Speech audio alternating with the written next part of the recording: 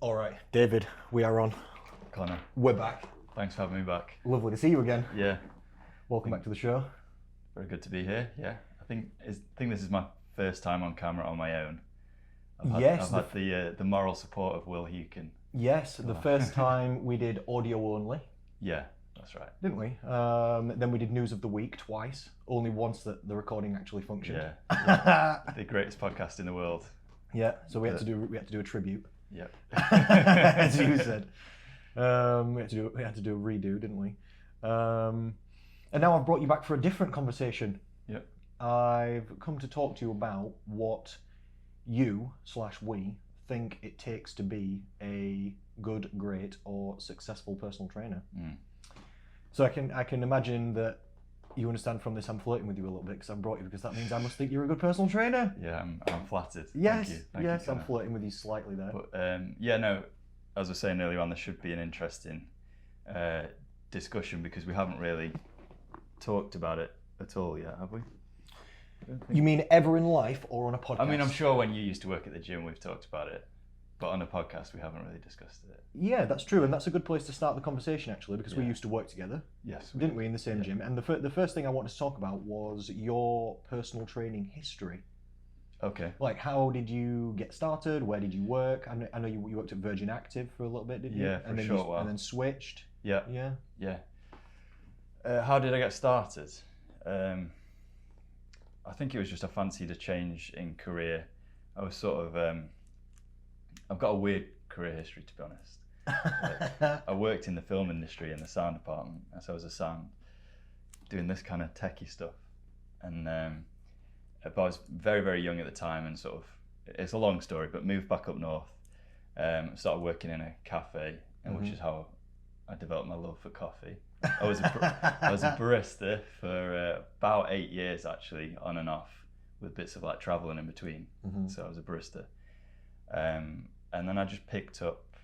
I went from being just exclusively a runner and not really using the gym, to training in a gym and sort of teaching myself how to lift basically. I started with like a basic like 5x5 program. Strength training. Your strength training type thing.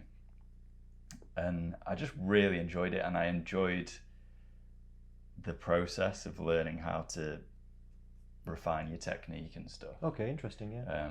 I just got a lot of enjoyment out of it, and I thought to the extent where I thought I'd enjoy teaching other people. Yeah. Did it turn out to be correct? Yeah, it did. It did. Good. I mean, I'm sure I probably like coached a couple of friends before I'd done my PT qualification. But yeah, so I decided to do that, did the usual route, gym instructor, PT qualification, did the little extended bit as a diploma, and that's it. And then I got my first job at Virgin Active, which was a nice gym, but the actual leisure centre was just on its way out. It was like, I could tell it was going under, like half the management was missing. Okay, and did it go under? And it did go under. Okay. I jumped ship Yes. to the gym group just before it closed. Yeah. So I sort of preempted it. But their model for PTs, I don't know what it's like now, maybe it's better, but at the time it was pretty terrible. Yeah, not good if you're trying to, well, not the best if you're trying to run your own business there. No. They were good, well, correct me if I'm wrong, I thought they were good for training the personal trainers though, and giving you like extra knowledge. Yes, yeah, they sent me on a few different courses and stuff. Yeah, stuff like that, like extracurricular. They'll put you through loads of qualifications. So that, yeah, I guess they were good for that. Yeah, they're good for that, but for actually running your own bususiness, yeah, it's not the greatest system that they have. They're kind of more interested, it seems, in taking your money rather than just having you be there. Yeah. They had this like pay tier system. Anyway. I also chose to work at the gym group as well because they offer, in my opinion, the best deal you can get as a personal trainer. Yeah. If you're looking to set up a business anywhere, they bug you the least and interfere the least with your business, basically. Exactly, yeah. Yeah, and have a good deal that they offer for you as a business to use their facilities. When I started, in fact, to me, after being at Virgin for a few months, it just seemed too good to be true. The deal, the setup that they have. Yeah. I was like, what do you mean I can charge what I want? Like, what do you mean I don't have to tell you like how many sessions I'm doing. Yeah, it was too good to be true, really. Yeah, they're not as intrusive, Yeah. are they? Which is nice. And I'm not sure how long I'd been working. Did I work at that gym before you? I think I was already working there. Yeah, I'm not sure how long for. No, you were though. already there. I'm not sure how long. You weren't there from the start, were you? No, not since the gym opened. I got there about 6 months after that specific gym opened. Yeah. I think I started about 2 years in after it opened. Interesting. Something like that. Oh, right, yeah. And me and Will, we might have said this before, but me and Will started on the same day. I didn't know that. Yeah, exact same day. I didn't know that. Yeah. Obviously, he was a work experience at the time. Yeah, because he was young at that time. He was very young. And Tom Lee as well. Have you had Tom Lee on? On a podcast, yes. On this specific podcast sat here, no. Yeah. But I have emailed him, and he's replied to me saying, "Get him on, yeah." I'm going to bring him down and ask him the same question that I'm asking you about what he thinks it takes to be a great personal trainer. Me, him, and Will all pretty much started at the same time. Nice. Yeah. Nice. And all doing well. Yeah, all doing well. All doing well, which is nice. All doing well. So now you work at the Gym Group. That's the company at Kellam Island, Sheffield. That's right. Yeah. Yep. And you coach what type of clients would you say? Bit of a mix, but all ages. It's weight loss, as you probably know, is a very common goal. So fat loss is a common goal. Gaining strength, gaining confidence in the gym. A few of my clients recently, like their initial sort of email or text to me or whatever, is more about I don't feel confident with what I'm doing and I want to know what to do. Okay, interesting. That kind of thing, you know. Yeah. I want to know how to. I want to learn all the lifts and know how to do them properly. I've had a bit more of that stuff recently, more than fat loss. Interesting. Yeah. And what's your overall feeling for personal training? Feeling for it? Yeah, just like, how do you feel about it? Do you think it's easy, hard? Do you enjoy it? It's not easy. I agree, it's definitely not easy. It's not easy. It's harder than people think, isn't it? Yeah. And when you get busy, obviously managing that sort of workload with your own free time, and because people, you know, some people can be quite hard work. Some people can be really, really effortless to train, but some people require a lot more attention, a lot more of your time and stuff, both in the sessions and outside of the sessions. True. You're a good personal trainer if you're even considering outside of the sessions, in my opinion, because most personal trainers just don't. They just see the clients for the 1 hour and then just sack them off until next week, and that's poor coaching.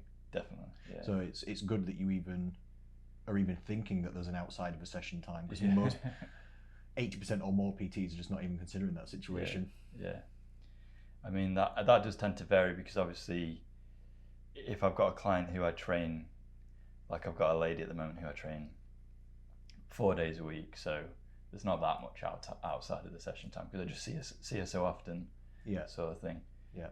But then I've got others that I train really infrequently, so it's a lot more messaging and stuff outside of the physical, like one-to-one session. With my one-to-one clients and personal training clients, and when I used to be a full-time personal trainer, I used to message every single one of my clients every single day, unless they specifically asked me not to. Unless they said, "Look, you're bugging me too much," I'd say, "All right, I'll bug you less, don't worry." But I might just checking on you. adopt that tip, actually. Just checking on you. When I was a full-time personal trainer, I didn't have that many clients. Probably 20 to 25 clients at any one time. That equals like 30 to 35 sessions a week if I have some people once and some people twice, which is fully booked. It's not that many people. No. How long does it take me to WhatsApp 20 people saying, "Hey, how are you?" That's all it is. Literally not long. You can even do a WhatsApp thing where it messages everyone in one go. You can put people into a group, and then, well, not so they can see each other, but so you can send out like mass messages to multiple people, stuff like that. Because it's super important to keep on top of people in between sessions, isn't it? Because say that lady that you're coaching, she's in the gym with you 4 hours a week, maybe 5 if it runs over a bit. But how many hours is there in a week? Is it 176? Yeah. So there's 171 versus 4 or 5. Yeah, definitely. But I do gauge it on how much I feel people need my support. Oh, definitely. Because I think some people don't want bugging. There's that, yeah, and they're also very just on it. Like some people don't need bugging. Yeah, they don't need. That's another good point. I mean, some people do. Yeah. So people ask me, like now with my 6 Steps to Slim program, I've got 240 clients. So I've dramatically ramped up from 20 to 10 times more. And people are like, oh my God, how do you? And still, most people contact me almost every day. It's at least 50%. So I at least get 100 check-ins per day. And people say to me, I'm like, oh my God, how do you sleep? But it doesn't really take that long. It's not really that difficult. Like if I get 100 check-ins, 90 to 95 of them say, hey Connor, I'm doing fine. Or hey, I've lost 1 pound, feeling good. Right, yeah. You know, 5 of them have got issues. And that's my full-time job, to help them. Yeah. Isn't it? So it's literally no big deal. Yeah. And you're exactly right. Some people check in with me once, twice a week and they just get on with it. No big deal. Some people check in with me twice a day, every day. So it averages out at like a medium level where some people need a lot of accountability and support, and some people they kind of just need to be told what to do and they just do it. So it works out at a nice medium balance there, doesn't it? Makes sense. Yeah. So in terms of personal training and coaching people then, I've got a few questions for you. Okay. What do you think are some traits of, I'm wondering whether I should go positive or negative to start off with. I'll go positive. I think that might be easier to start with. What do you think are some traits of successful personal trainers? Successful or good? Or all right. No, go for it, please. Define successful. What are you thinking? Well, in terms of business or client help, so there's business successful, isn't there? Both. Where there's just making money, you know. Yeah, but can you make money if you're not actually helping people? How long can you pull that magic trick off for, where you're actually doing a shit job, but you're actually making great money? Yeah.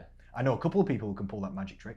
I think there are people that can do that. I know there are people that can do that. If you say the right things and you're on top of it with your marketing game. I'm so tempted to say the name of a personal trainer basically, but I'm just not going to. I'm just not going to do the call out, but I just could. Let's not call anybody out. I just could. I'll tell you afterwards. Okay. I'll look forward to hearing this. I'll tell you afterwards. I know somebody who charges £60 an hour and sucks and is fully booked. Yeah. And people complain and then come to my program saying, oh yeah, I did that and I expected it was going to be magical, because it's, how much is personal training normally? 30 quid an hour more like. So he's charging double and not doing doubly better. Yeah. No, doing 40% medium. But like you said, like how long is that going to last for? You must have a high turnover. He or she must have a high turnover. Yeah. Must do. Hammers Facebook marketing, so it must be constantly like bringing in new clients. Yeah. I think being a good personal trainer brings you that longevity, brings you that client retention. Yes. Where people just want to keep training with you. They're just happy to stay with you, sort of thing. There's a statistic that I saw once that I can't really confirm its accuracy, but I heard that the average time someone's a personal trainer in the UK is 6 months. Really? Yeah. And they make minimum wage and then go back to a normal job. Yeah. Because there's massively high turnover rate in personal trainers as well, isn't there? It's not, I think from a lot of people, most people probably, it's not easy to get the ball rolling. And I remember you saying you went in hard when you started, like you were basically sleeping at the gym. I did sleep at the gym, yeah. Or I slept in my car. Yeah. Or in the boiler room, yeah. Now it got banned of sleeping in the boiler room because I ruined all the best tricks. I just wore that one out until the managers got too annoyed with it and put a ban on it. But I was determined to be successful and wasn't necessarily in a good place in my life at that time. And I was all in. I was literally do or die. I'll be successful or... Yeah, I think we took different approaches because I was more determined to just enjoy it and just be there and go through the process of sort of gaining experience. And, yeah. I mean, I wish I had that mentality of like sleep in my car. And I had 500 quid in my bank account and was going for it. Right. Yeah. Because I got a job getting paid cash in hand when I was like flipping 18 at a bodybuilding gym, making protein shakes for people and painting the walls and shit like that. And then they eventually, I was working on the reception a bit, and the guy came up and he wanted me to sell steroids to people. And I'll tell you this as well, he wasn't even going to cut me in. What do you mean, sorry? He wasn't even going to cut me in? I said no. I said, well, no, I don't do, no, I don't do this. This is, none of this is for me.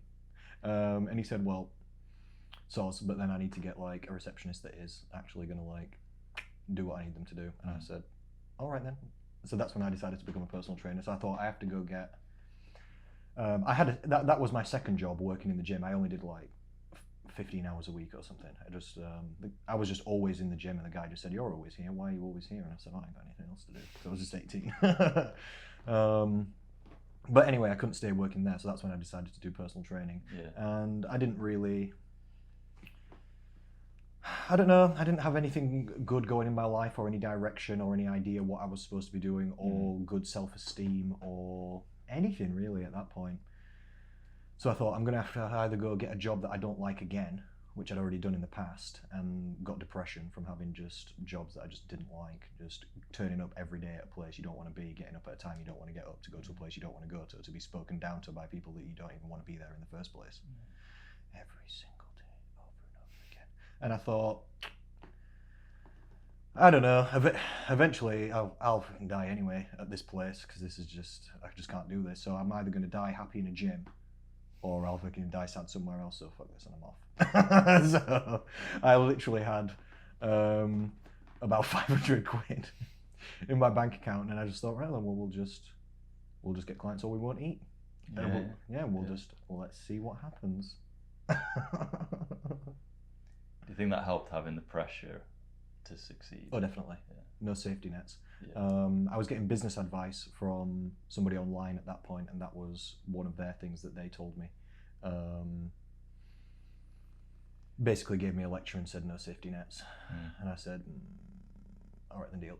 But I did have a bit of a safety net, to be honest, because I worked for Samsung at that time as well, only on weekends, Saturdays and Sundays. And I only got paid about 600 quid a month for doing Saturdays and Sundays working for Samsung, but that was just enough that I didn't need to immediately get clients. Like, I could kind of just pay some bills, and kind of just like, and if I got 1 or 2 clients, all right, now we're going somewhere. It wasn't like I had zero income. So, and I did that for about, I don't know, 3 months or something. Just had kept that weekend job until I'd got enough clients to sack that off, essentially.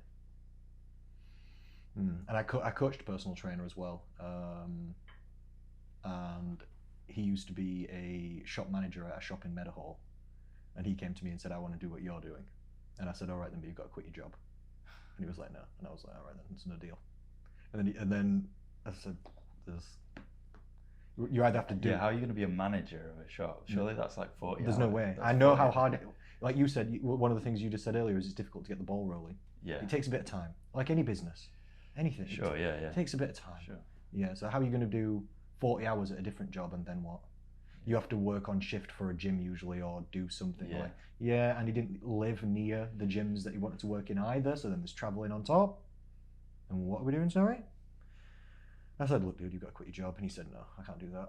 I said, you can though, because at this point we were both young, and he actually still lived with his parents, and I'm like, you've got no bills.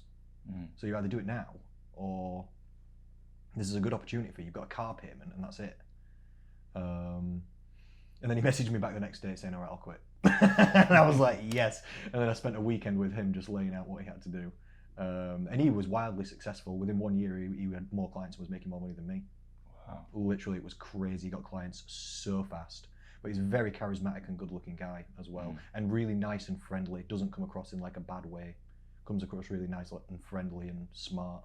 He's a good guy. I guess that's a good balance, isn't it? It's a great balance, and he's knowledgeable as well, and caring, and the correct mix of things. Basically, that's how I knew he'd be successful. I thought, you're the fucking guy for it, definitely. You like training, you know your stuff, you're very friendly, you care about people. Let's go, let's go. And now he's continued on and had clients forever, and worked in gyms and got master's degree in nutrition and flipping smashing it. Decent. Yeah, you did a good job with him. Decent. But none of that was my fault. I only just met him. You just saw the potential. I just met him for like 2 days. Yeah. He was one of my friends from school. Anyway, so we were already friends anyway. Yeah, I was going to ask how you knew him. Yeah, just from school. Literally just from school. And we're still in touch now. Good. All good. Anyway, we've gone completely off track on the question, which was, what do you think about successful traits of a personal trainer? We didn't define whether we're talking about business or clients. So we didn't. I guess we'll just have to say both. Yeah. Because if you don't make any money, then you can't survive and be a personal trainer and help people. But if you don't help people, you don't make any money. So it's kind of like chicken and egg. Yes. They're not really a separate thing. Yeah. Yeah. And the more people you help, the more you are rewarded for doing so, isn't it? That's the job. It's a job of service and support. Yeah, I mean, there's so many elements to it, I think, isn't there? You've got to be pretty organised, I'd say. Organisation. Yeah. Yeah. Yeah, you can't sort of drop the ball too often, because clients will drop off as well. Yeah, good, because they're paying a decent amount per hour. Yeah, exactly. Yeah, and they expect a good service. Yeah, it's not just about you turning up and that's it, you know. No, because you have to know who the client is. You have to know what they did last time. What are their goals? What are we doing today? Ask them how they're feeling. Have they got any injuries right now today? Yeah. What's free in the gym? What are their energy levels like? Like I've coached a lady online this morning, personal training at home. She said she didn't sleep well and she's got a long day at work, so I didn't blast her. You know, you just got to take. Yeah. I might have turned up into the session thinking you're about to get it. That's kind of one of my points that I listed when you told me to make some notes. It was that, I think, what did I call it? Engagement. Like, engage with your clients. So that can be on so many different levels. It can be talking about their life, like you said, remembering what they told you last session, remembering all these little details about them, their life, their job, their family. You know, I'm going to let a cat out of the bag here, something that I've never told anybody, especially when I first started personal training for like a year and a half at the beginning. After I had every client, as soon as they left, I would make notes about them in my phone. I think you've told me this before. Have actually. I told you? Yeah. I don't do it anymore because now my memory's gotten a lot better and I've gotten used to the job. But I used to write down that they told me that the husband's name was this, the kid's name was this, the dog's name was this, they work at this place, and then I would revise it before they came back in next time. Just because I was just trying to care. You're trying to, I'm just trying to, pay attention to that kind of stuff because it's important too. Yeah, and I guess I made notes about the training. I made notes about who they are as well. What's going on in their life? Yeah. No, that makes sense. But yeah, everyone's different. So some people in the sessions, like in the rest periods, whatever, like they like talking about their life, or they might like talking about, like I've got a new client who just likes, we've got some shared interests, so he likes talking about stuff that we're both interested in. That's always nice. Some clients just like praise. They just like you to tell them when they've done well.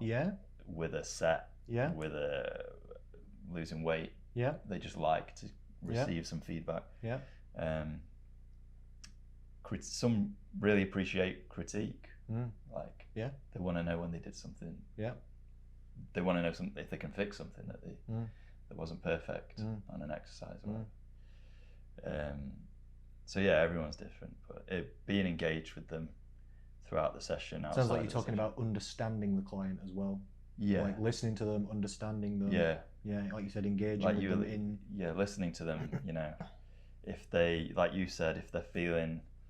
I've got an example of that. So like, one of my clients had his second vaccine the other day, his second Pfizer. The first one he was absolutely fine. This one came in the next day just like feverish. All his muscles hurt immediately. They hurt. Like I could see it in him. Like he was sweating more than he would normally sweat. Like really struggling to like stabilize himself on exercise. It was like, we need to adjust the workout. I mean, you asked him if he wanted to go home. Yeah, I would have. I did say that. Bro, you could go home if you want, dude. Let's just rearrange. Like, I'll let you keep your session. We'll just rearrange. Yeah, like, no, I want to get through it. So we just had to modify from there. But yeah, it's listening to people, not just sort of, because you've got to put yourself in their position. If you were feeling like shit, you wouldn't want to be trying to do a heavier weight than last time, would you? No, you're a good personal trainer. That's why you're trying to put yourself in their position. Most personal trainers are not trying to put themselves in the client's shoes, and they're not considering these things about the clients at all. We both know personal trainers, and we've both seen personal trainers who they'll have 6 clients in a row, and every single client gets the same session. Exactly. Yeah. And the clients don't know that. Yeah. Because they don't get to see who went before or who went after. No. But we see that. Because I'm there all day watching you, and I see you do the same exercises in a row with every single person. I'm like, oh yeah, I see what's going on over there. Yeah. Not you, obviously, but we've both seen that happen in person. You're onto the negative stuff already, though. That's true. That's true. Weave a little bit of a dig in there. Again, I'm not going to mention names. Could do. So But won't. no, I might do at some points. People better be scared and better watch themselves. Because I'm not scared about a call out. Yeah. Yeah. If you suck, I'll tell you. There's also there's a great term I heard. I can't remember who I heard it from, but enter-trainer. Like, Enter-trainer. Like entertainer, a but mixture trainer. between an entertainer and a trainer. Oh my god, that's hilarious. So my definition of that would be like somebody who's trying to give show the client new exercises every single workout. Yes. Yes. New crazy drop sets. On a buzzy ball, set. 1 foot, circus act kind of shit going down. I understand. That's an enter-trainer. Yeah, and some clients do want that. Some clients do like to have a fun time when they're training. Yeah. Most of the time, it's a poor idea though. I was coaching a personal trainer a little bit the other day, and he said to me, he was asking questions about how often he should vary the exercises with his clients. You know, like consistency versus boredom, sort of thing. Like how often should we be changing the exercises to keep the clients entertained in the workouts, or not bored of the workouts. And I said to him, yeah, you need to do that. That is a consideration. It is. But the actual real consideration is whether the client's getting the result or not. That's what they're there for, not to have a good time necessarily. It's good if you can have a good time while getting the result. Yeah. That's better than having a bad time while getting the result. But if we're having a good time and not getting results, this is not what they want. This is not what you want. They're not going to come back, because they're there for a reason, aren't they? To either be stronger, fitter, faster, slimmer, more confident, something. So you need to actually, the number one thing that keeps the clients going is actually getting them what they flipping came for. Exactly. Isn't it? Not if you can make it entertaining while you're doing that, good. But it's definitely a secondary factor, isn't it, than actually getting the job done. If you do the job and it's fun, but it's a poor job, I'm not sure if that's the idea. No. Yeah. That's why I like doing multiple sessions in a week with clients, because I can write them a program with multiple different workouts, and we can still have that variety in there. But when you're training somebody less often, you kind of have to be going over the same things. Otherwise, how are they going to get better at them? Like an exercise is a skill. It is a skill, like anything. You need to practice it to get good at it, both with your form, neurologically, and then just you need frequency. You need to practice it. You're exactly right. Like if you only train a client once per week and you do 3 sets on bench press, they're doing 10 minutes bench pressing per week or something, or 15 minutes. So it's like, what are we doing? Yeah, they're never going to get good at it. And it's going to be especially bad if you are making that one workout a week different every single time. Yeah. So even if we're doing bench press 4 times a week, no, not 4 times a week. Sorry, 4 times a month, once a week, because you're working on consistency, trying to teach the client the exercise. Another personal trainer might do bench press one day, dumbbell press another day, dips the 3rd day, and I don't know, chest press machine the 4th day in the press month. ups. Yeah. So they're only practicing each exercise once a month.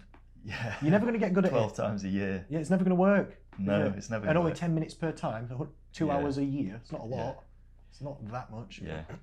I mean, going back to your thing about like when, or what your friend asked you, like when should you change, when should you rotate exercises? If you've been training for a long time, like we have, and you sort of obsess over your form as well, you can jump back into an exercise that you've not done for a few weeks and probably still nail it technique-wise. Yeah. I just did a flat dumbbell press the other day. I've probably not done that for over, I don't even know, a year.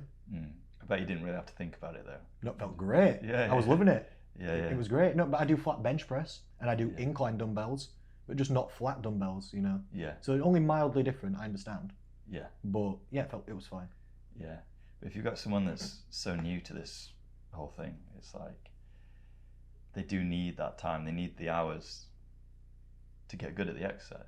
Yeah, that's one of the reasons why I get beginner clients to do higher reps, you know, in terms of training. Because if I have 2 clients and one of them does 5 reps, like strength training, and the other one does 15 reps, by the end of the year, the one who did 15 reps has been under the bar and done 3 times more reps total and grooved that skill pathway 3 times more than the person who did less reps and heavy. And on a results graph for a beginner client, skill is like an exponential component, isn't it? Like getting the technique better at the exercise gets them better results at the beginning, most likely, than actually like strength increase and stuff. Actually challenging the muscles in the correct and safe way is point number 1, isn't it? Safe and correct stimulus is number 1. Progression's got to be number 2, isn't it? Otherwise you end up injured if you're doing it wrong.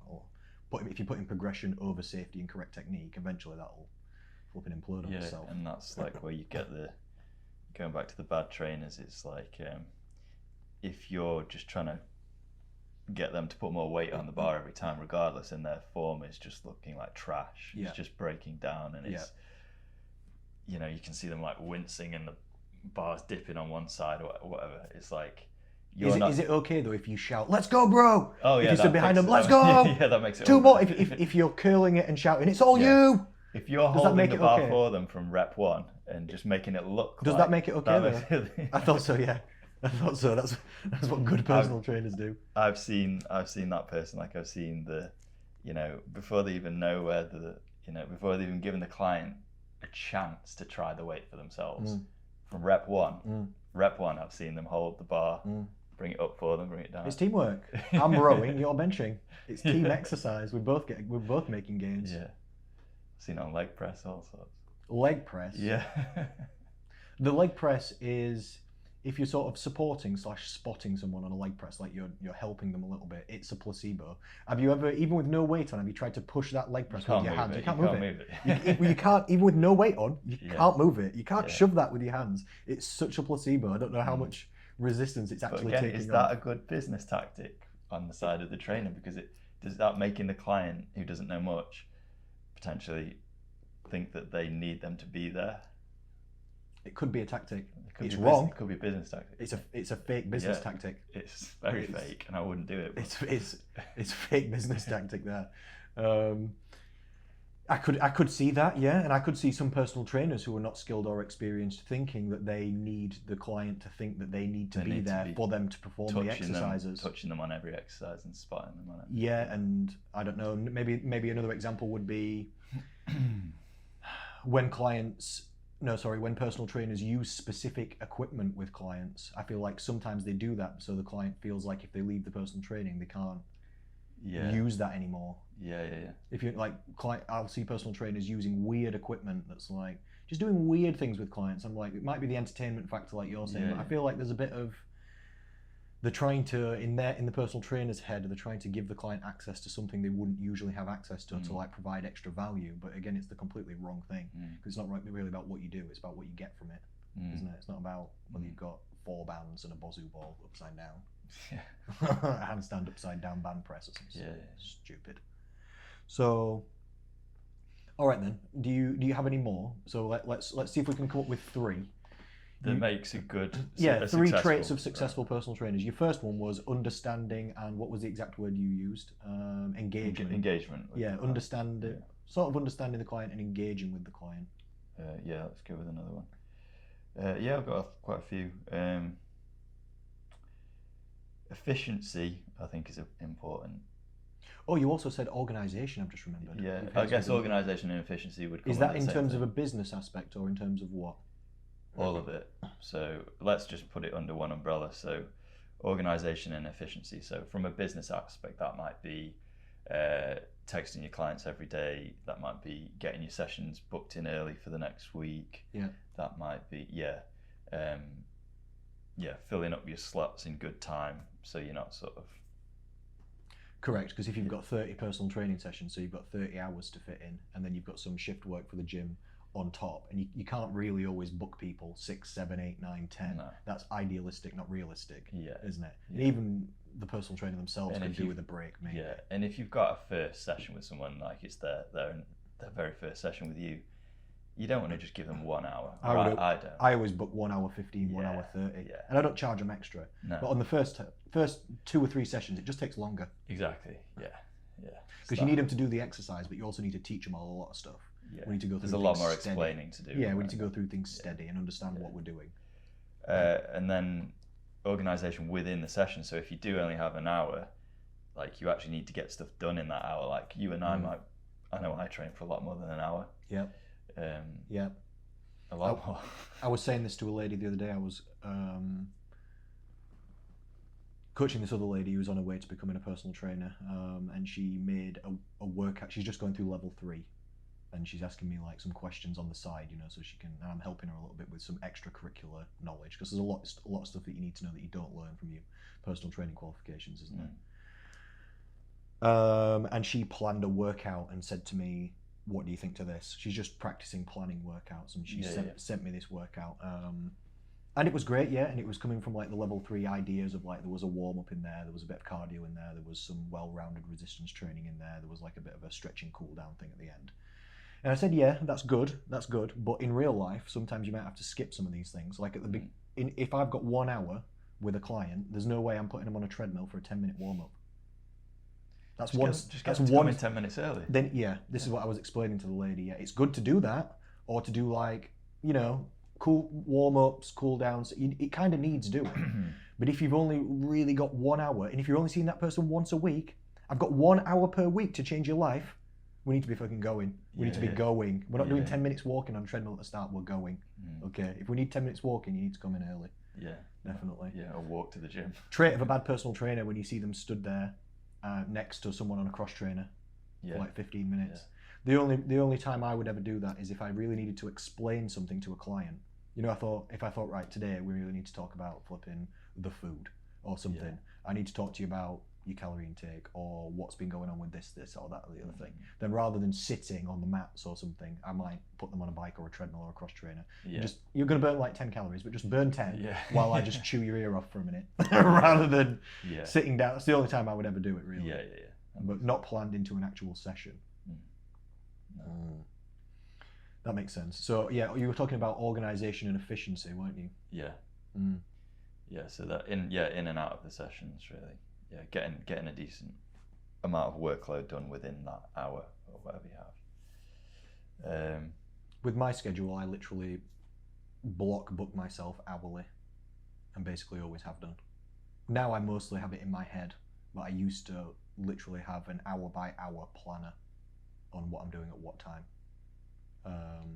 What, with stuff other than the PT sessions? Or? With the entire business, all day, every day, basically. Like, alarm goes off at 5, get to the gym at 6, client at 6, client at 7, do my own training, 8 while 9:30, then get in the shower, then eat something, then work at the gym, 10 while whatever, then 2 hour break, but I'm not on a 2 hour break, I'm actually messaging clients and doing follow-up, then I've got another client at night, fucking sleep, and then, but literally like that every single hour. Now I mostly just, I have a list of things that need to be done, but I've got it in my head and I'm more flexible about when I do what. Yeah, I kind of do that. I definitely have like, where my gym shifts are, that's all in my Google Calendar, my sessions, where I'm going to train. Some of it's in my head, like I'll just leave extra for me to train because I know I'm going to eat, I know I'm going to eat afterwards or stuff like that. But yeah. Have you ever seen Will's impressions of me? Yeah, they're good. They're quite good, aren't they? They're funny, yeah. They're quite good, aren't they? One of them is this. It's me looking at my phone downwards like this. I've actually just got a missed call from Will 16 minutes ago. Oh, yeah. Actually, we should call him on the podcast. Yeah, if you got one of those things where you can link it up. No, I guess but you could just put him on speaker. Yeah, I could just put him on speaker next to here. That'd be hilarious. But it's me looking at my phone like this, and then looking up and going, "Oh shit, dude, really? Wow, really?" And do you know why that's his impression? Because I had every single hour blocked out, and when I'm stood in the staff room at the gym in between clients, I'm not there to make friends. No. I've got work. I want to be friends, but I've got shitloads of work to do like you can't even understand. Yeah. I'm checking in with all my clients in between. I'm also, at that time when I was working at the gym, especially towards the end, I was running Slum Society and making online content, and I had online clients as well as in-person clients. So I'm just, it's blocked out. So I'm not just chilling, if you understand. Yeah. I've got stuff to do, and it needs doing like fast, ideally. Yeah. Yeah. That's the, I guess, I mean, I don't know if it's you could call it a downside, but it is one of the parts to being a PT is how much you're on your phone messaging people.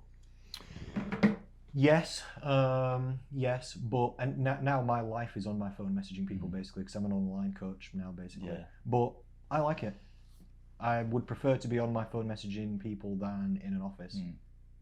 For me, personally, because I can be on my phone messaging people. Sometimes I'm sat by Sheffield Canal, just sunning my legs. Message them in a nice location. Yeah, you know what I mean? I can go to a coffee shop. I can stay here if I want to. I can go for a walk and sit in a park. Then do it, and I do literally if it's a nice day. Yeah, I find it difficult to do if someone's trying to talk to me or just try. I do like to go to a quiet space to do it. Yeah. So I want to be concise with what I'm saying, especially if someone's asked me a question. Yeah. Like quite a detailed question, then I want to give it a good answer. Do you know what I mean? I want to give it a good concise answer that absolutely doesn't baffle them. Yeah. Some things I've written to clients have taken me hours. Sometimes I've written, not that it's necessarily that long. I'm not writing War and Peace, but just trying to get the points across. Exactly. Yeah. These days I do voice recorded messages a lot more. WhatsApp and Facebook voice recorded messages. If I've got a point or somebody asks me a question and it's a decent one, I think, God, that's a question. I'll send them a 5-minute voice recorded message of me going through it. Yeah. Right, because writing it will take me 2 hours. Yeah, I should use the voice recording thing more. I've only done it once, twice, but it is handy. Yeah. Yeah, like if I feel like I'm gonna have to write an essay. Yeah. God, it's gonna take me half an hour to an hour, and I'm gonna be checking my grammar, and I need to put the right emojis in so they get the feeling from it. I'm just gonna send you a message. I'll just talk to you about it. Yeah. When I've done it before, I tell you when it's been handy is I've written a program for somebody who I wasn't actually really going to be training with much, and obviously I've sent them the program over as a PDF or whatever, but then they can still look at it and it might make no sense. So it needs further explanation. So rather than just write rather than send them paragraphs with the program, you just say, right, are you start recording, right? Are you looking at it? This is it, and you just explain it verbally. Smart move. Yeah. Yeah, smart move. I like that. So they've got a little walkthrough. Yeah. Yeah. That makes sense. So organisation and stuff like that, planning, very important. I used to fill in all my personal training sessions for the week going forward on a Sunday. I think I've stolen that from you. Have you? Yeah. So I would message people on like a Saturday or something, give them a bit of time to reply, and then on a Sunday I would book in all my slots for next week. Sometimes it'd take me 4 hours. I'm not even kidding, and it would be so stressful. So I really like those clients that just say, I want this time and this time every week, and I don't want it to change. That's nice sometimes, yeah. That's nice sometimes. But I also used to like the flexibility of people that didn't do that, because what if I wanted a day off or to go somewhere? What if they want to do something different? So I also didn't mind. It's nice to have both. Yeah, and I never came up with a better way ever of filling in the diary than just literally doing it manually week by week. I know there's like the PT Hub and like these apps and like Google Calendar, and people can go in and book their own slots, but that's not a real thing to me. My clients can't tell me when I'm training them. That doesn't work. No. Like you said, some clients need more time and more attention. So some clients need, it can't be, it's not always hourly booked. Sometimes I might need a break. Sometimes there might be 5 people that all want Monday at 5 p.m. Now what? The first person who logs in gets it? Because what if they just want it but they don't need it? What if they can come any day at 5 but they just fancy it on Monday? Yeah. But I've got 2 clients who can't come any other time. Yeah. Now what? Yeah. So I never really came up with another way of doing it. I just had to literally just message people, ask them for their availability. They say, I can do this day, and this day at roughly these times. Yeah. And I just fucking Tetris it in. Yeah. And it takes hours, but it's the only way, in my opinion. Yeah. No, I don't think there's a better way than that. I never found one. I tried loads. I just never. Like you say, some people are really, really time constrained, busy people with families. I've got a client who's like intensive care doctor. He doesn't have much free time. Works stupid long shifts. And then other people are super flexible, like live over the road from the gym. Yeah. Work from home, can take any point of the day off, can come at any time. Yeah. So you can just move them about, and they don't care. So when you're booking in your sessions, I imagine you put the ones that are more consistent in time slots in first, and then you see when the other people who are flexible can fit in. Yes, exactly. That's kind of the way you've got to build it. Like Tetris. Yeah, you've got to kind of build it. Yeah. Haven't you, literally? Yeah. Emma Stewart's going to come on my podcast soon, who also works at your nice. gym, for a couple of different episodes. One of them, I'm going to ask her about this same stuff, what she thinks it takes to be a good personal trainer, because obviously she's a great personal trainer. She does her diary the same way, and I know it takes her hours and hours and hours, and so far never come up with another way of doing it apart from just manually just flipping booking it all in. So we've had organisation, we've had efficiency. Yep. What else have we got? What else have we had? We've had understanding, we've had flipping engagement. This, I don't think you need this to be a successful PT, as you definitely demonstrated when you first started, but I think this helps you be a better PT, in my opinion, is experience. Yeah, of course.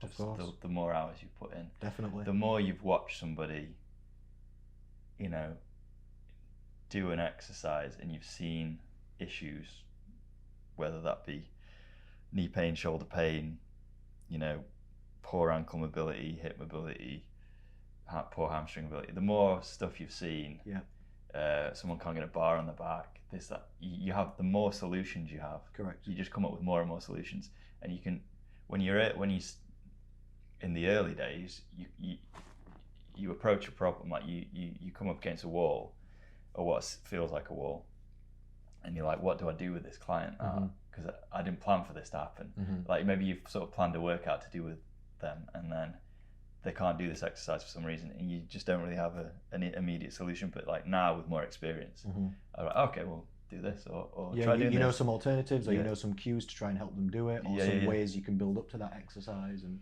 things that you've seen work in the past. So that experience is invaluable, I think. I was literally talking to Emma Stewart about that the other day, with the other lady that I was coaching to be a personal trainer, and we were talking about how one of the things that you can't really learn from books, in my opinion, about personal training is being able to look at someone's technique or form on an exercise and know why it's going wrong and what they need to do to fix it. You just have to have seen loads of people do it wrong in some way. Like you said, you have to actually get the experience of trying to, and after you can look at them doing it wrong, you're looking at it, because beginner personal trainers, they look at someone doing an exercise wrong and they know they're doing it wrong, but if you ask them why are they doing it wrong, they can't exactly identify why, like you're saying, and that's level one. Level two then is getting that across to the client, and what words do you then say to them so they can understand how and why they're doing it wrong. This plays into one of my other points, which was be concise with your cues. Cueing. Like you have to be concise.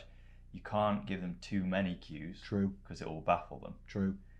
But you can't be that trainer that says, keep your back straight. Yeah. You know what I mean? You can't be that guy. Yeah.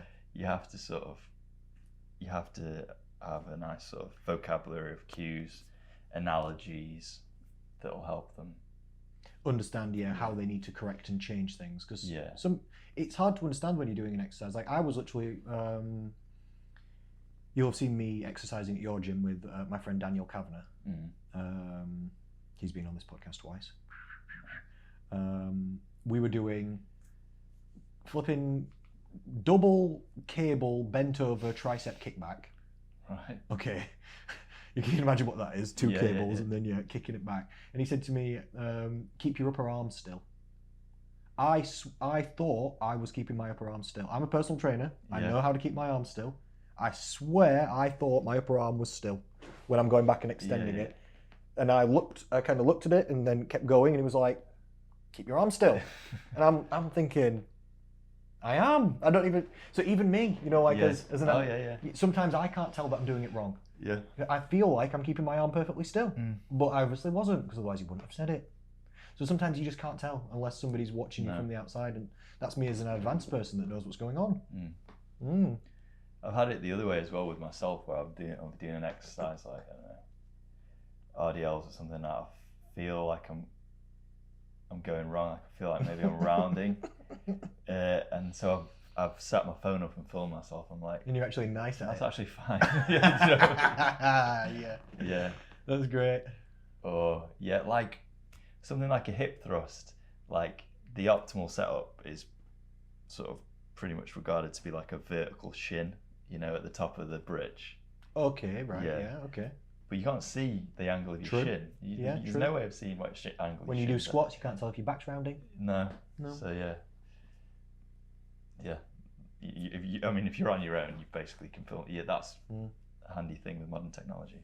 One of my personal training mentors was Chris Burgess. He basically taught me to only give 1 cue per set. Yeah. Basically, just like only 1 improvement per set. Yeah. And to be nice to people about it and do like the complimentary sandwich thing. So like if you did an exercise and let's say you were doing squats and your feet were rolling inwards a little bit, I'd say, hey, that was a really good set, well done.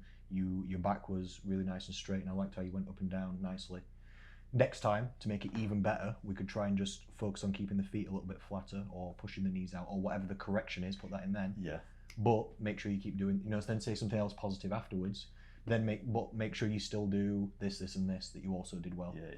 Well done. So I've given them a little correction, but framed in a nice way and reaffirmed to them that they're doing it 99% right. Yeah. We're just trying to make it 100% right. Which is often the case. It's like you're just trying to refine things for them. Yeah. You're just trying to refine their technique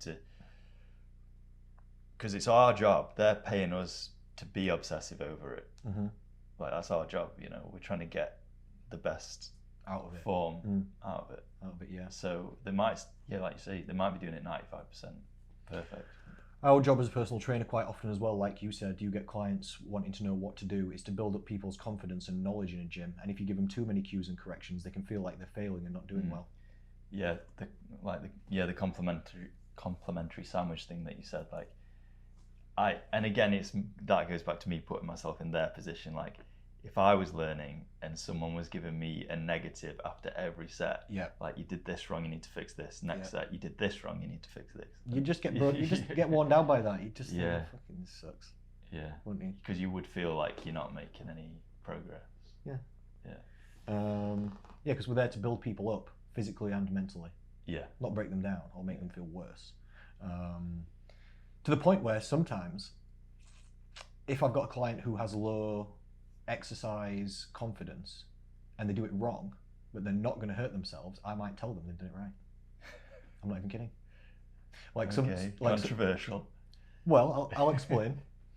Let's say I've got a client and we're doing, usually for my clients, I've got clients that want to do a bit of strength and fitness and weight loss and stuff like this. Just general well-rounded goals. So we usually do bits of like circuit training.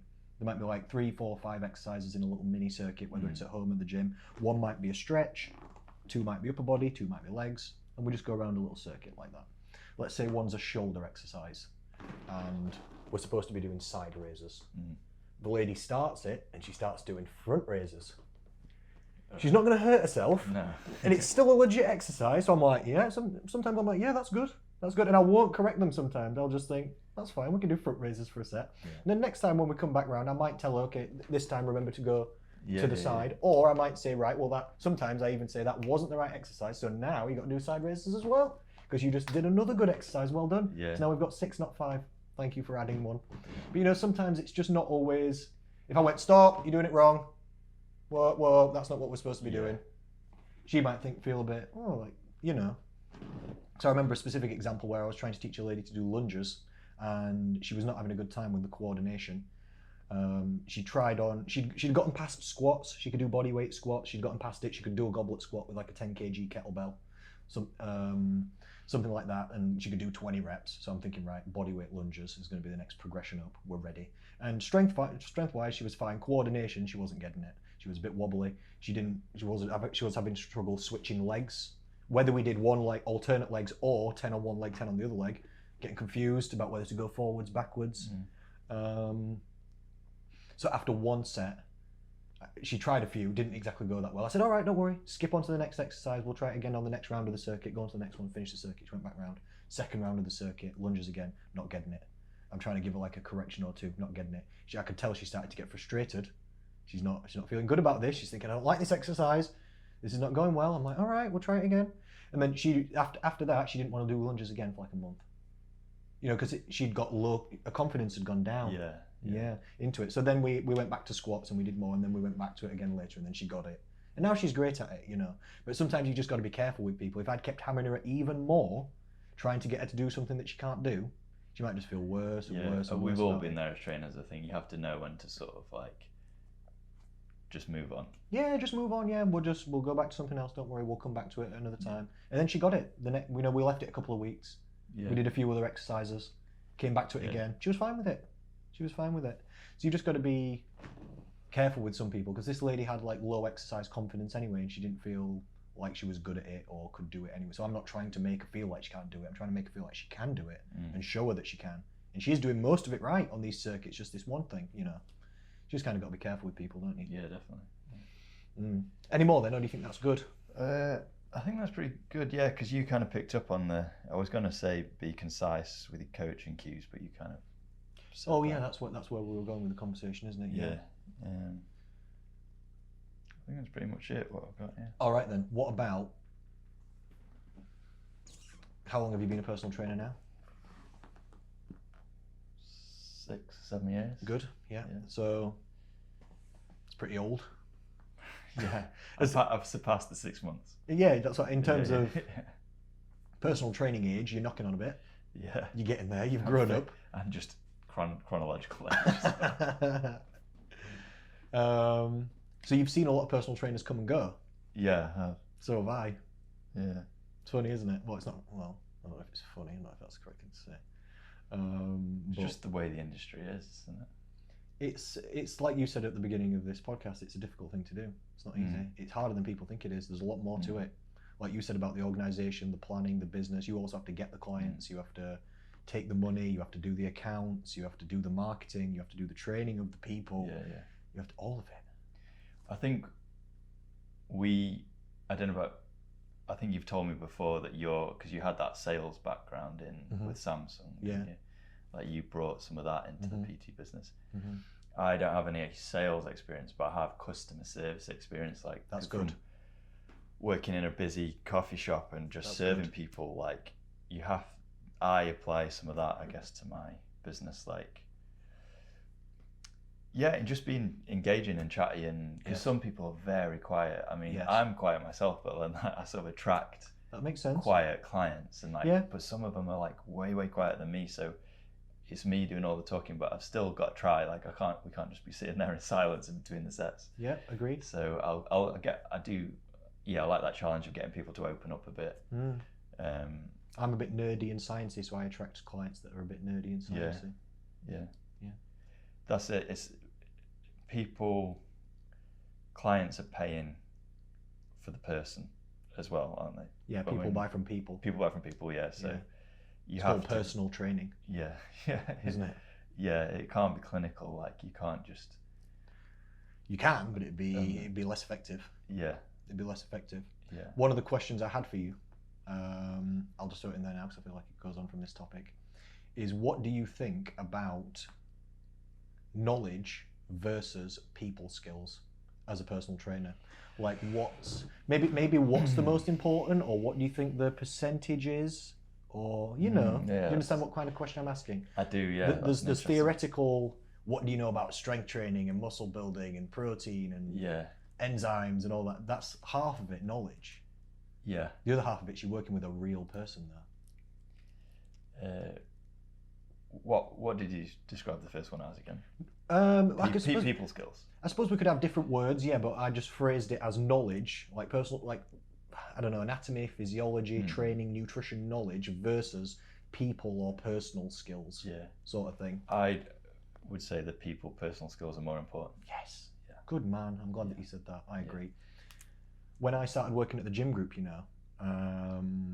the assistant manager told me like 2 years or something later that he thought that I wouldn't be a successful personal trainer because he thought I had too much knowledge and not enough personal and people skills.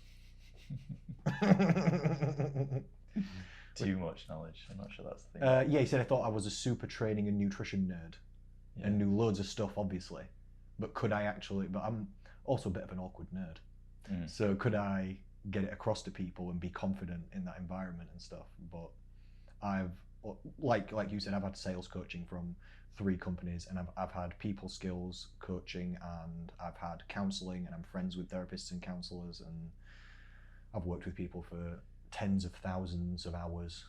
Literally, I've had a lot of mentorship on and coaching on how to coach people and how to talk to people and how to interact and hold conversations. Because personal training is difficult in that way sometimes as well, isn't it? Where you're talking to people about things that they're unhappy about. Yeah. Things that they're sometimes scared of, or things that they think are impossible, or Yeah. things that are hurting them mentally or physically. We're talking about all this stuff. Yeah. People cry to me on the phone, literally. Yeah. Probably once a week. Sometimes in consultations, not because I'm awful, but because they're talking about things that upset them. Yeah. Ladies talking about how they've been struggling to lose weight for years, or I coach people with polycystic ovary syndrome and it's causing havoc, or diabetes and they're scared, it's wrecking them, or people who something bad's happened to one of their family members or friends due to a weight management issue, and now they're thinking, shit, that could be me. And we talk through these things, and people are quite emotional about it, so you have to get used to these things, don't you? Yeah. Yeah, there is that element of the job where you are sort of like a counsellor or a therapist in some way. In not directly, but in some ways. Yeah, in some ways, because we're trying to help people with health and happiness. Yeah. That's the real goal, isn't it? Yeah. Yes, the proxy goal might be stronger, fitter, faster, slimmer, but the real goal is be healthier and happier for pretty much everyone. Like, why do you want to even build muscle or get fitter or feel better? It's to be happier, basically, isn't it? Or to feel better, isn't it? That's the real goal, to improve something about yourself in some way. And that's the goal of therapy and counselling too. So it's not that we are therapists or counsellors, but there are similarities. Definitely, yeah. And my clients appreciate that, because my program's called 6 Steps to Slim. The 4th section is about psychology. There's 6 main areas, and the 4th one is a full psychology section about all different types of stuff. And people really like it, and they find it one of the most useful things, definitely. I can imagine, yeah. Especially with food and stuff. Stress management, binge eating, social eating, emotional eating, boredom eating. Yeah. All. That's a huge part of it, right? Unbelievable. Huge, yeah. Unbelievable, isn't it? Same with exercise though as well. Same with exercise, there's psychological components to it. It's hard to do. Yeah, we're not robots. Like, no. It's easy to write a great program or tell somebody what they should be eating and how much. But it's another thing to get that to work, considering You're the exactly right. The stresses of everyday life. You're exactly right. People misunderstand what my program is. Because I've got an education system in the program. It's a series of lectures filmed by me that teaches people what they need to know, and people literally misunderstand what it is. They think it's going to be me there, stood there going, this is a calorie, this is a carbohydrate, this is this. And there's a little bit of that. There's probably like 20% actual nutrition knowledge, like background information that you actually need to know so that we can set up the story with context. Really though, it's not really knowledge, it's more like wisdom. It's more like the direct application of knowledge. There's a little bit of this is what you need to know, calories, protein, this, that, the other thing. But really, it's what we're going to do about it. And that's a whole different game. That's what I really teach people. Everybody knows what calories are. I'm under no illusions. Everybody knows that they should eat less and move more. It's basic. Yeah. But it's simple, but it's not easy. It's how are we actually going to get it done? That's what I really teach people and do with people, isn't it? Yeah, I think, and so many people just don't understand that. Like, that you must still come across those people that are just looking for, like, the right diet, Yeah. What's the right diet to follow? Or, what's the right workout plan to follow? Like, you see the same thing as a one-to-one PT. Like, there's all the theoretical knowledge that we sort of learn on our course or outside of the courses about, how muscles work and why full range of motion is better than partial range of motion and all this stuff, but that's not really what they need to worry about. No, you're exactly right. Like, I consider myself a practical nutritionist, which is not really a real thing. I've kind of invented that, but that's literally made up a term. I've made it up. Yeah, it's practical nutritionist, and in my opinion, there's also theoretical nutritionists, and there's 2 categories. And I think I'm a practical one, where I only really know stuff and do stuff that actually helps people in a physical, practical way. Yeah. Theoretical nutritionist is like, we like Dr. Andrew Huberman. Yes. Yeah. He's the theoretical nutritionist. Yeah. He's not a nutritionist, he's a flipping neuroscientist. But you know what I mean? But he can talk for sort of like 3 hours on a particular subject. Like an enzyme. Just one enzyme breakdown pathway. you can sort of offload all this information, which is interesting to sort of more nerdy people like me and you, but it's actually how you use it in a practical. Most of the stuff that you could talk about in those contexts are not actually on a ground level, boots on the ground basis helping someone. It's not actually applicable or useful. Nice information. It's cool. But it's can you apply it? Not always. Lee Bell's another one of those guys to me in terms of muscle building. Unbelievable theoretical knowledge. Like, he can talk about things I don't know what he's talking about. I'm just like, yes, Lee, because he's just so smart. He just knows so much just complicated stuff. Whereas I have tried not to think about that kind of stuff too much. You know, like in terms of muscle building, mTOR pathways. But I mean, he still trains at our gym, you know. Yes, I do.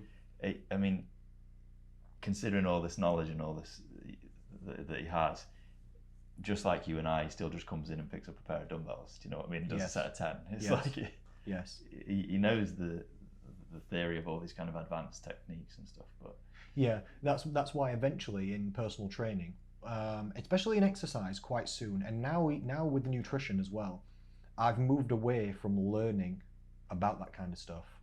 Like, how many years does it take you of personal training to know how to teach people the exercises and stuff? 3 years, 5 years, something like that, and then you kind of know what's going on with the exercise stuff. Now I've been doing the nutrition stuff for like more than 10 years. I know enough about nutrition, you know. So I'm not really studying nutrition that much anymore, because I don't need to know more to help people. I know too much, probably. A lot of the stuff that I know it just falls into that theoretical category where it's nice to know, and sometimes people ask you these questions and they think, oh, you're smart because you know the answers to these obscure things, but it's not actually applicable. So then after more now, I'm more into psychology, coaching, counselling, people skills, like you're saying. And also you're helping everyday people, you're not helping athletes. That's a very important point. For me, I'm always helping beginners and basic. Like it would be different if you were training a certain team for the Olympics. You're so right. That's a very good start point. Today, the Olympics, aren't they? I'm not sure. It could be this week or next week. That's different, isn't it? There's very specific needs, but you're helping everyday people. That's very, very true. That's very, very true. So I'm careful about my language and that I use and stuff like this, keeping it simple for people. Like the older I've got in terms of like coaching age, the more basic my language has become. Like now I don't even say, like I use the word toning because that's what the clients use. And I don't say quads, I'll say thigh muscle. And I won't even say glutes, I'll say bum muscle.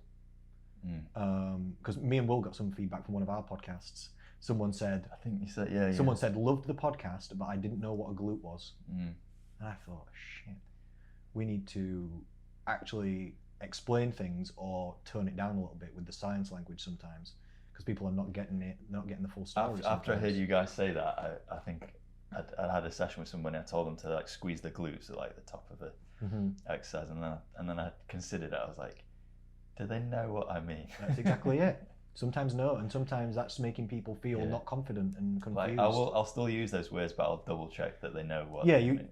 Or just say something like squeeze your glutes slash bum muscles, or just give them both. Use both. Use both. Use them interchangeably. Or use them interchangeably. But it's like you said, you have to put yourself in the client's shoes, and they want to be spoken to by somebody that makes sense, not somebody that sounds overly sciencey and is using all these crazy words. That doesn't impress people most of the time. It confuses them. It makes them feel less confident about the situation because it seems more out of reach. Where you are to where they are seems further. And that's not a good thing. Not when you're trying to work as a team.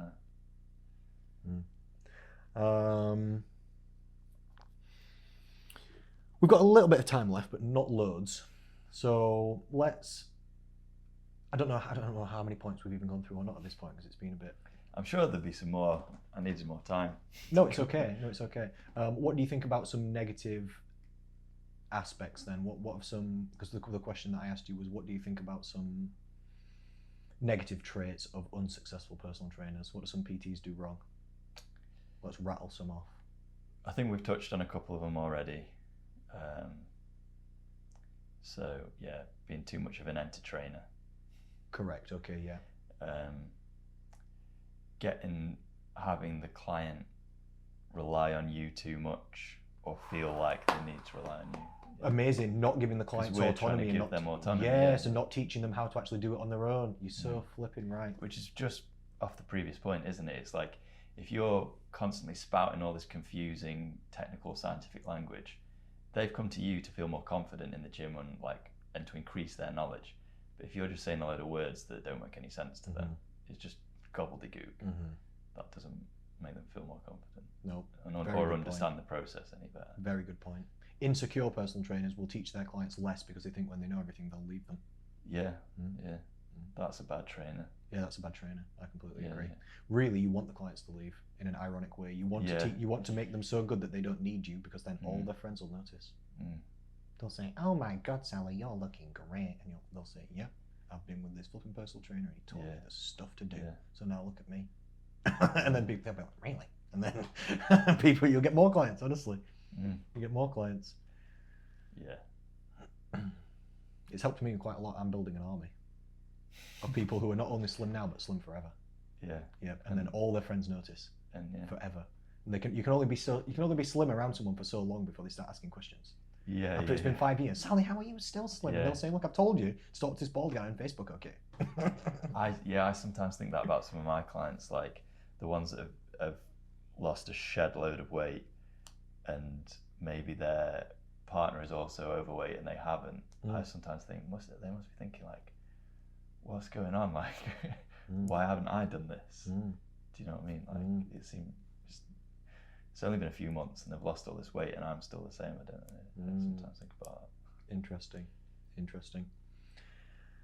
I think the number one negative trait of an unsuccessful personal trainer is not caring about the client.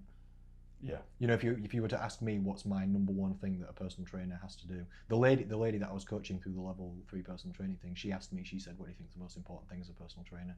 I said that you care about the client. It took me about 1 second to answer. Yeah, no, that's a good point. You just have to care about the client. Yeah. I even coached a personal trainer for a while and it was going well, and then he got a different coach that was not me, who then told him to, like a business coach, who was like, "Right, how much money do you want to make? Okay, $4,000 a month. Okay, how much do you charge per session? Okay, we're going to charge this much. So that means you need to get this many sessions per week, which breaks down to this many clients, and then you need to use this sales pitch. And if you pitch to this many people, you'll have this percentage sign-up success rate." And all these clients in his head became dollar symbols, and it all fucked up. Yeah, because he was in it for the wrong reasons. He'd stopped trying to help people and he'd started trying to make money. And you only make the money by helping the people. So number one is you have to be in it for the right reasons, and that's what I see about the best personal trainers. They actually give a shit about the client. They're watching them, they're paying attention, they're texting them in between, like you said in the sessions. They actually want the client to do well. They're nice to them. They want the client to turn up and have a good time and get results. They're caring about the overall situation. 80% or more of personal trainers just don't give a shit. The client's exercising, they're facing the opposite direction, drooling, or they've seen a girl in leggings and they've gotten distracted. I've seen like PTs, again, we won't name names, set their client off to do a set. How many episodes of this show do we do before we start naming names? That's my question. It's building up inside me already. No, I'm not that kind of person. I am. But like, if you think about it, there's a lot of exercises where the client's not looking at you. You're not even in their periphery. So I've seen a PT set a client off on a big long set of walking lunges, 30 steps. And as soon as they've set off, they've just pulled out their phone and just started like texting people. Yeah. One of the things I used to do as a personal trainer was never keep my clients' logbooks of their exercises in my phone or their phone. Yeah, I do the same thing. Physical pen and paper. Yeah, and it's only about optics. It's just about what it looks like. It's better on your phone in a lot of ways. It could be. You're not going to lose. It's all backed up in the cloud. It could be. I'm not going to lose those notes. Yeah. But I don't want you or the client or anybody else or any potential clients, when my client sets off on lunges, thinks that I pull out my phone and start texting someone. Yeah. If I'm writing in a little notepad and then I put the notepad down, you know what the deal is. That personal trainer could be noting the client's reps down. Potentially, but only potentially. Yeah. But that's not your assumption, is it? No. I can't have that. That's how conscientious I am about the situation. Because I learned when I was a personal trainer as well that clients watch you personal train other clients. People who are thinking about getting a personal trainer, they scout the gym and they'll watch you. Yeah. Ladies used to follow my female clients into the changing rooms after the sessions with me and say, "What's he like? Really? Yep. Yeah. And one lady came to me in a consultation and she said, I've watched you train 5 different people over the last month. Every time I've been in the gym, you're always here, you're always training someone, so I've watched you. And you seem to pay attention, you seem to have a nice time with the clients, you don't give everybody the same exercises. So I don't know much, but that makes me think that you're a good personal trainer. So I'm here. And I thought, shit, people are spying on me. Yeah. So I thought, I better pull my socks up, better be a good boy. Because people are literally watching. What would you do if you were looking for a personal trainer? You'd watch what the PTs do. Yeah. So people are watching. And it's not even them being like, creeper. It's just, it's just, if you're in a gym, if you're going to pay someone, you want to see what they're like. Yeah, if you go regularly and you're there, and you just notice the environment that you're in. And what else are you going to do apart from look around in between your sets? And when you're resting. And they watch the personal trainers because they might be trying to get tips or see what they're doing with their clients, trying to learn a bit from it. So people watch you a lot. And they can probably see the ones that are very engaged with their clients and then the ones that are looking bored. Yep. And like, I said to Will on one of these podcasts that one of my favourite things that he does, because I see him train some of his clients sometimes, is he's got an amazing balance between fun and serious. Like as soon as the client puts the weight down, he goes, hey, and he'll start talking to them about how's your life, what's going on with this, making jokes, we're cracking jokes, this and that, and then they're chatting back and forth, and they'll say, stop, exercise time. And then as soon as it's exercise time, he'll drop by about 4 inches, pull his trousers up like this. This is my exact impression of Will. You have to drop, pull your trousers. Like a football. Then he moves like this, and he'll go, yep, 2 more, a bit lower, you're doing great. Okay, and rest, good. Way, and then he goes back to talking chatty Will. Yeah. But when it's business time, it's business time. And as soon as the client's got the weight or they're doing the exercise, he just switches and he's laser focused. A bomb could go off next to him, he don't fucking pay attention. He's literally lasered. He don't give a shit about anything else. Zzz, watches what's going on, cues them, weights go down, Will's back. And I just think, great. I can see that he's on it, paying attention. Yeah. Really good. Yeah, even if I've got a client who's like really, really good at an exercise, like I can think of a couple, one, he's got incredible mobility. So his squats just look beautiful, just beautiful. The hip mobility of like a Chinese weightlifter. And it's just like ass to grass squats, perfectly flat lower back, just zero butt wink or anything. And even with someone like him, I was just sort of watching with a critical eye, like, is there anything I could say? Is there anything I could pick up on that could make this Got better? no nitpicks. There's no nits or picks to be found in this situation. But you still sort of watch it with a careful eye again. Well, you might be going wrong somewhere. Just tell them you're doing great. You're doing better than me, if anything. Yeah. You're doing great. You're doing great. So that's my number one best thing and worst thing. You've got to care about the client and you've got to be in it for the right reasons. Yeah. I think that's number one to me. Then if you've got a little bit of knowledge, I think that's good. I think more PTs could do with hanging around with more better PTs. I've taught some PTs and then they go off to work in a gym and they hang around a load of shit bags and they get all these terrible flipping ideas and habits and start slowly doing all the wrong things. And I'm like, a guy came back to me 2 weeks ago and I coached him originally flipping 3 years ago or something, and he was like asking me questions. I'm thinking, why are you asking these questions? This is not what we went through. And I'm like, why are you doing this, this and this? And he was like, well, and I'm like thinking, these are not the right things to do. Where have these ideas come from? Hanging around with other PTs that are not doing the right things and then getting the wrong ideas. Yeah. I remember from when I was new that I was more influenced by other trainers. Okay. Because I hadn't done it before. So I was watching there was a very successful, a couple of very successful PTs at Virgin Active, and one that I chatted to a lot, and we used to sort of sit down after work and we'd watch nerdy lectures by Dean Somerset and people like that. And I was definitely very influenced, but I'm less influenced now because I'm more confident. That makes sense. But I could be influenced by someone. I just have to feel like I could be influenced by someone like Will, who I think is a great PT. I think you're definitely influenced by different people. They're just not in person. Like you're definitely influenced by Brett Contreras, for example. Yeah. And Dean Somerset, like you said, and I imagine Brad Schoenfeld. Yeah. And these other scientists, and Mike Israel, I bet. And I watched a Lane Norton video yesterday that he just dropped, and it's so concise and just so. You're influenced by him, I'm sure. Got spare 5 minutes in the gym, in the kitchen before the next client. Just watch this video. and he's reviewing some literature, and he was talking about range of motion, and there's been a load of studies on what's better, partial range of motion, full range of motion. Yeah.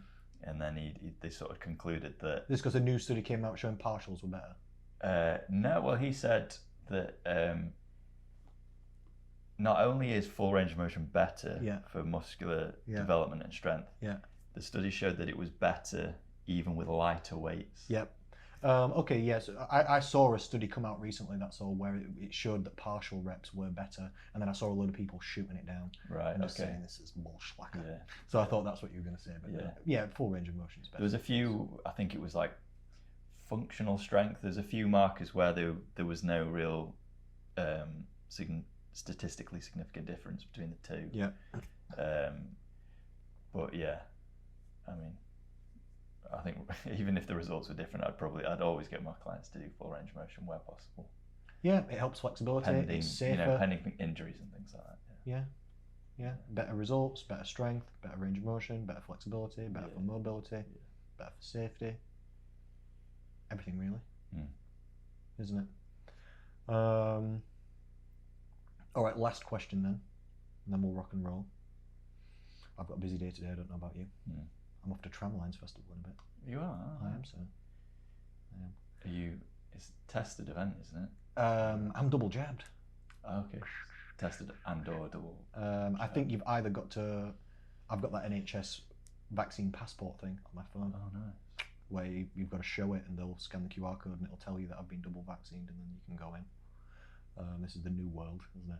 Wow. It's the new world order. Yeah. So you're going to the main stage in, is it Hillsborough? Hillsborough, yeah. Hillsborough. That'll be good. Yeah, one of my friends gave me a ticket for free. And did you know the tickets are £150? Wow. I was like, what, sorry? It was free like 5 years ago, wasn't it? I can't remember. Yeah, it started as a free festival. £150. I was thinking, sorry, what? Yeah. that's loads though. But one of my friends gave me a ticket for free. Yeah, so that worked out nice, didn't it? That worked out nice.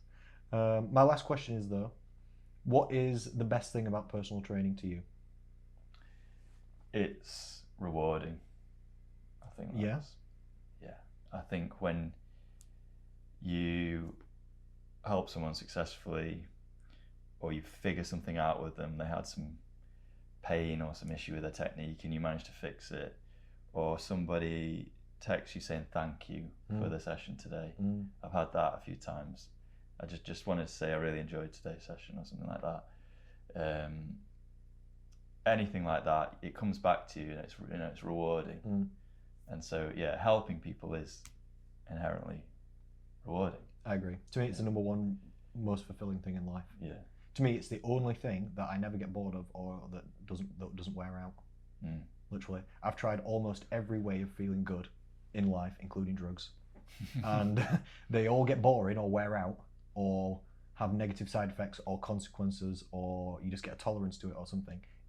To me, except for helping people, it's the only thing that gives me the same buzz every single time. Yeah. Literally. Nice. So I just help people because I'm selfish. Yeah. Because I'm just trying to get a buzz on. Yeah. It's an interesting philosophical debate, isn't it? Like, I've read that in a book before about, like, are we good people because it's a selfish thing? Do you know what I mean? Like, yeah, it's a massive problem of Hinduism and enlightenment as well. It's like it's a dichotomy that they understand as well. If you're in like a relationship with someone and you're constantly doing like kind things for them and surprising them, and you're the one always doing the dishes and you know whatever, like, is that just for your own benefit? In some ways. Yeah. In some ways, yeah. Like in Hinduism, there's multiple paths to enlightenment. There's like karma yoga, there's bhakti yoga, there's jnana yoga, there's this, that, and the other thing. And karma yoga is the path to enlightenment through doing for others and expecting nothing in return. Like there's a famous Hindu guru. Somebody asked him, "How can I achieve enlightenment?" I think he said, "Feed people and serve," or something like that. He said, "Go feed people." Or something along these lines. You doing nice things for others, charity work, giving.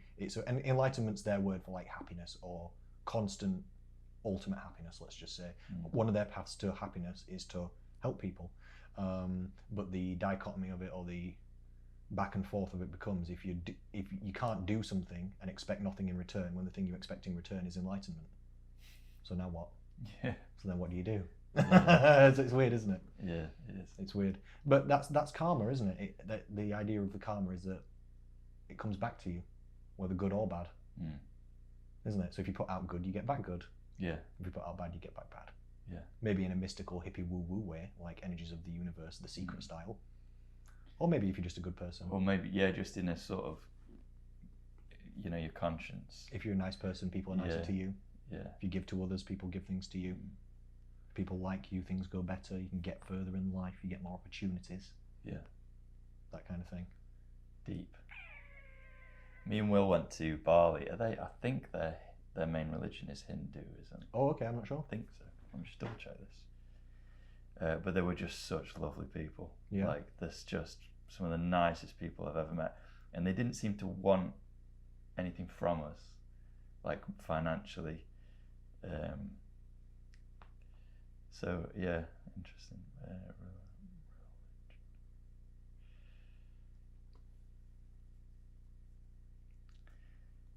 And a bit of a underground bunker here, aren't we?